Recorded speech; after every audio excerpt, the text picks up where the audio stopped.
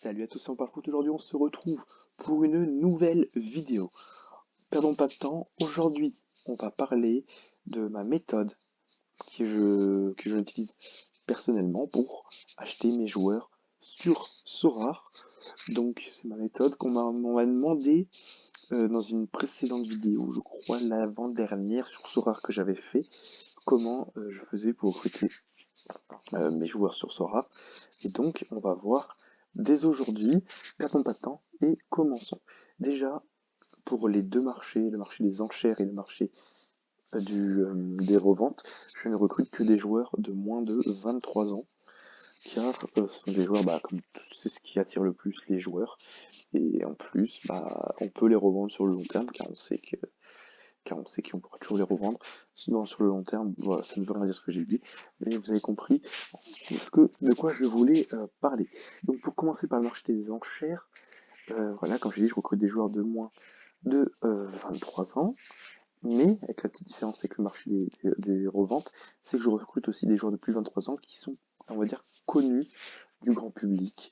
Est-ce qu'on en a dessus? On n'a pas particulièrement un prix abordable, mais par exemple, Brian Dabo, c'est quand même assez connu du grand public.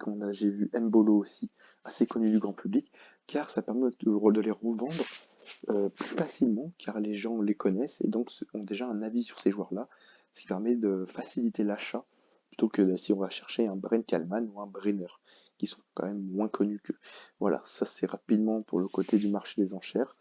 Ensuite, classique, je regarde les joueurs de moins de 23 ans, hop, et je regarde, et après, j'analyse après, hein. Par exemple, je regarde pour ceux de mon budget. Si on regarde ceux qui ont un prix, on va dire dans mon budget, on va dire Osaï Samuel, qui a l'air de pas mal jouer. En vrai, il pourrait être intéressant, même si son prix, je pense, va risque d'être beaucoup trop cher, car il a déjà un prix limite pour moi, alors qu'il reste 4 minutes, donc c'est que son prix va bien augmenter. Perdons pas de temps avec le marché des enchères. Et dernière analyse avec le marché des enchères, acheter la nuit, car c'est là où il y a le moins de joueurs possible, donc on peut faire de sacrées belles affaires. C'est comme ça. Non, c'est pas comme ça que j'ai acheté. Il y a des joueurs que, par exemple, il y a des moments où le marché des enchères, il y a moins de personnes connectées. C'est là où vous pouvez faire les plus belles affaires. Comme par exemple mon Daniela Simoinov que j'ai acheté pour seulement 0,04. À un moment, il n'y a personne sur le marché des enchères. Je l'ai pris alors qu'il vaut 5 fois plus cher. Mais c'est pas énorme, c'est toujours ça, car je voulais me l'acheter. Et donc ça fait très plaisir. Maintenant, passons au nouveau listing et comment je recrute mes joueurs dans le nouveau listing. Déjà, je mets mes joueurs en limited, tout simplement déjà, comme tout à l'heure, under 3. Et là, c'est plus différent du marché des enchères. Là, maintenant, il faut observer les joueurs. Il faut regarder ceux qui sont dans notre budget, par exemple. On a Antman Boussaïd. On peut voir Ousmane Boussaïd qui reste sur un match, donc c'est un peu bizarre. On voit que son prix était un peu plus cher avant. On peut aller voir sur Soccer Data déjà dans le premier temps son prix si les connexions veulent bien marcher. Ça a l'air d'être bon. Si on va chercher son prix, Othman Boussaïd, on peut voir qu'il vaut 0,04. Donc déjà, on peut voir que son prix a beaucoup baissé et commence à augmenter vu, je pense, vu sa dernière performance. Donc déjà, on voit que son prix est pas mal. On sait qu'il y a potentiellement une plus-value à se faire. Si on voit que son prix augmente légèrement. Ensuite, je vais souvent sur Flash Résultats pour voir le joueur, pour essayer de comprendre pourquoi il ne jouait pas. Et il était sur le banc, c'est quand même pas très rassurant. 20 minutes, 90 minutes sur le banc. Il était titulaire, mais pourquoi il est passé remplaçant? C'est pas très rassurant, on va dire. On voit qu'il était titulaire par le passé, donc pour moi, il devrait être bon. Mais il quand même un petit doute sur lui. Mais si on part du principe qu'on peut l'acheter, là seulement 21 ans. Donc après, on peut aller chercher sur internet. Euh, non, c'est mieux ça. On peut aller chercher s'il n'y a pas des articles sur lui. Donc il a une valeur d'1,10 million. Voir si on n'a pas de raison. Non, on n'a pas l'avoir de. Non, il n'y a pas l'air d'avoir d'article. On voit il est en équipe U21. Très intéressant. Mais franchement, il n'y a pas de raison. Ah, on voit qu'il est attendu chez les Lions d'Atlas, donc il y a potentiellement J'ai pas regardé s'il était à la CAN, mais il y a potentiellement le moyen de voir son prix chuter s'il va à la CAN. Donc ça peut être assez intéressant à acheter. Et ensuite, bah, si vous voulez partir par exemple sur ce joueur, Othman Boussaïd, ce que je fais. Donc déjà, c'est que je vais voir ses cartes en limited. Comme je l'ai vu tout à l'heure sur Sora Data, je regarde son prix le plus bas auquel il est actuellement. Donc on va faire comme ça. On va faire vite fait de louche. Donc 0,036 comme j'ai vu.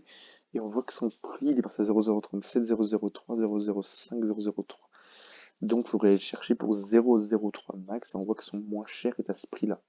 Bah, ce qu'il faut faire, c'est essayer d'aller négocier. Hop là, c'est ce qu'il faut. Il faudra essayer d'aller négocier.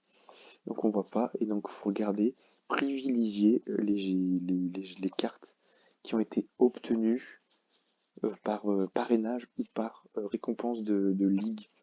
C'est souvent là que vous ferez les meilleures affaires car les joueurs vont à tout prix faire du. Voilà, regarde, par exemple, comme lui qui a eu très peu cher, parce il a été reçu.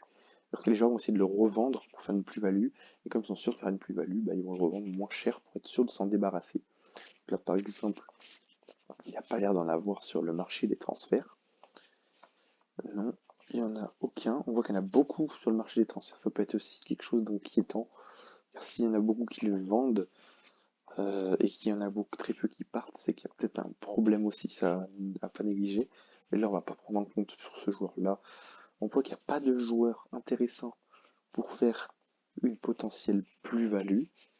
Donc on va attendre. Regardez, on va finir la dernière liste de joueurs. J'ai l'air d'avoir fini. Aux enchères, il n'y a rien de rapide. Et ben on va attendre pour Othman Boussaïdi, son prix baisse. Et donc on va le suivre. Car suivre les joueurs sur Sora, c'est très important. On peut aller voir ma liste de joueurs. Donc là, j'ai quasiment, je vais avoir peut-être une trentaine de joueurs qui m'intéressent. Quasiment que des joueurs de, c'est quoi? C'est que des joueurs de 23 ans ou moins qui peuvent m'intéresser pour le futur. Et donc, la deuxième phase, quand vous avez votre liste de joueurs, si vous ne l'avez pas encore fait, vous pouvez faire une petite liste de joueurs qui vous intéressent. Et ben, vous allez faire, il y a un onglet favoris. Vous avez uniquement, si ça peut bien s'actualiser, que les favoris qui vont s'afficher. Je sais pas pourquoi ça ne marche pas. Si, c'est bon, ça s'affiche enfin. Voilà. Donc après, vous fixez votre prix auquel vous voulez acheter une carte. Par exemple, moi, mon budget avec mon Lucas de la Torre que j'ai acheté 0,05 plus là le 0,01 que je vais en mettre 0,07. Parce que ça, vous pouvez vous mettez un peu plus. Comme ça, ensuite, vous pouvez potentiellement négocier avec l'acheteur, avec le vendeur, pardon. Et donc, bah, après, vous allez voir quel joueur vous trouvez. Si vous trouvez beaucoup de joueurs, ça vaut pas le coup d'investir. Si vous trouvez pardon, un seul joueur, vous pouvez dire que son prix c'est qui vaut vraiment le coup. Il n'y a pas l'air d'avoir de joueurs intéressants qui ont chuté par rapport à ce que j'ai vu. On a Lucas Torre, mais bon, je vois que son prix est beaucoup plus bas. On a les joueurs qui jouent en Autriche, donc leur prix a chuté parce que leur championnat reprend en quasiment un mois et demi. Non, il n'y a rien. Peut-être Vandenberg.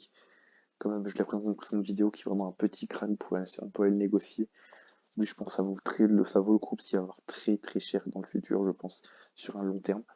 Donc, vous pouvez aller voir comme ça, et c'est comme ça que moi, je recrute mes joueurs, et ensuite, je note tout dans un petit tableau Excel.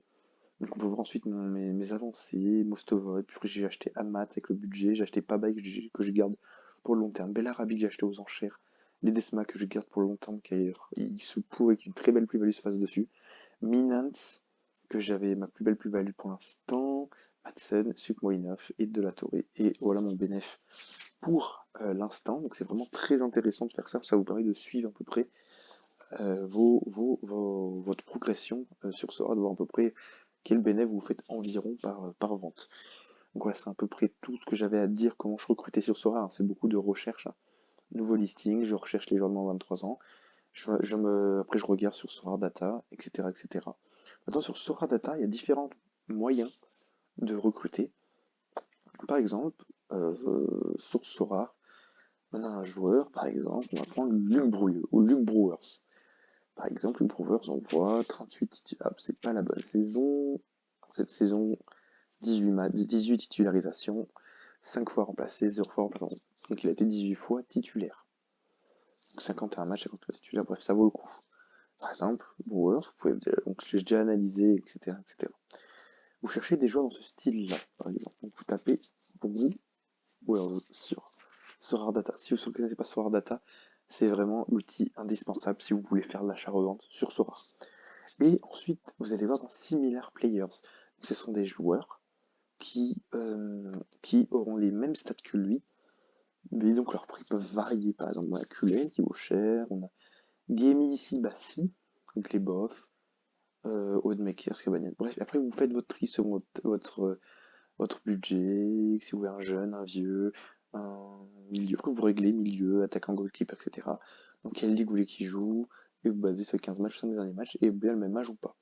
Et donc c'est très pratique parce que ça permet de découvrir de nouveaux joueurs. Et c'est grâce à ça que j'ai pu recruter quand même plusieurs joueurs que j'ai repéré plutôt, plusieurs joueurs de ma liste sur Sora. Enfin, avant que la vidéo ne fasse trop longue, j'ai une dernière technique que j'utilise, c'est le Scout dans Player Finder, après avec un magnifique accent.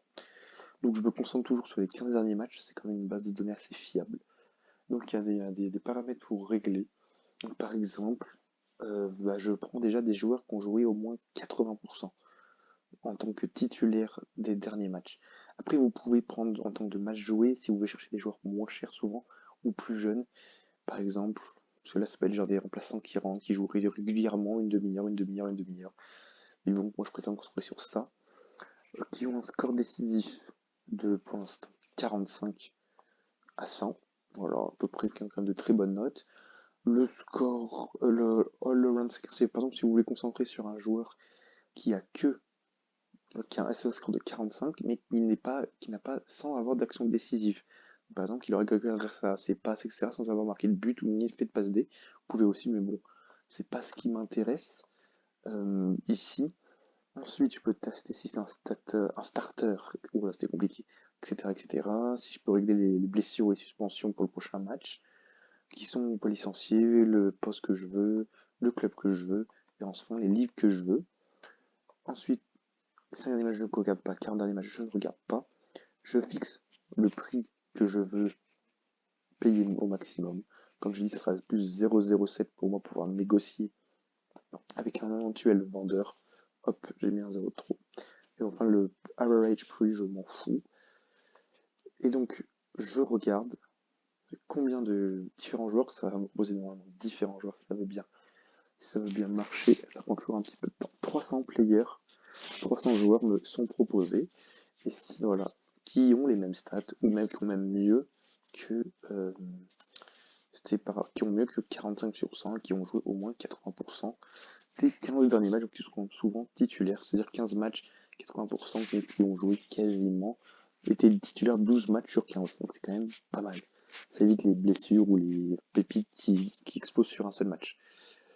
Donc voilà, et si vous voulez régler, moi je regarde plus les U23 éligibles, donc ça va refaire un nouveau tri. Hop, ça va refaire un nouveau tri. Et après ce nouveau tri, voilà, vous pourrez, comme ça que j'ai trouvé par exemple Luke Brouillers tout à l'heure, Luke Brouillers, ça vous a un nouveau tri que des joueurs jeunes. Et après, par exemple, si vous voulez éviter ce genre de joueur-là, par exemple, vous pouvez mettre no just suspension. Pas pourquoi ça me le propose alors. Il va y avoir un petit bug. Et donc voilà, vous regardez les prix, vous regardez ce qui vous intéresse. Par exemple, vous pouvez aller voir Yuri Gorskov qui joue en Russie, donc c'est intéressant d'investir sur la Russie car leur championnat ne joue pas et donc les prix diminuent. Donc, pareil, je vous conseille d'investir sur les championnats où ça ne joue pas. Parce que les gens vont essayer de vite revendre leurs cartes pour pouvoir ne pas perdre trop d'argent, pour les réinvestir sur les cartes qui jouent. Donc, soit au début, quand le prix va commencer à être en chute libre, c'est intéressant, ou bien pendant la trêve. MLS, ça reprend pas tout de suite. Russie, Pays-Bas, ça reprend dans 2 semaines, ça vaut pas vraiment le coup. Japon, Corée du Sud, etc. Par exemple, si on regarde Yuri Korskov, qui a 22 ans, jusqu'en 2023, il est U23. Son prix a baissé un peu, mais il remonte légèrement. On voit qu'il n'a pas eu un prix hyper haut dans son histoire. On voit ses performances depuis. Il joue titulaire quasiment à chaque fois. On va pas regarder tout non plus. 82 minutes, 70. Ouais, il est titulaire à chaque fois. Comme je suis bête, j'ai mis des filtres. Donc oui, il joue titulaire. Il a des plutôt bonnes notes pour un défenseur. Donc franchement, ça peut être intéressant. d'aller chercher un Yuri Gorskov, d'aller le négocier pour pouvoir le revendre plus cher, ou bien pour même composer votre équipe de SO5, ça peut être très très intéressant. Voilà, on va s'arrêter là-dessus. Je pense que la vidéo risque de faire vraiment très très longue et très très lourde à encaisser. N'hésitez pas à me donner votre technique en commentaire. N'hésitez pas à poser vos questions en commentaire. Pour ça, je vais essayer d'y répondre, ou même d'autres gens pour essayer d'y répondre pour vous aider. N'hésitez pas à liker la vidéo si elle vous a plu. N'hésitez pas à vous abonner si vous découvrez la chaîne. N'hésitez pas à me dire si vous voulez plus de vidéos sur rares ou bien je continue les analyses de foot aussi en général. Bonne année 2022, voilà, c'est la première année vidéo de 2022, donc j'en profite pour vous souhaiter une bonne année 2022. Je vois que beaucoup de gens se sont abonnés par rapport au nombre d'abonnés récents sur la chaîne, ça fait très très plaisir, je vois que ça leur plaît beaucoup. Donc on va continuer là-dessus.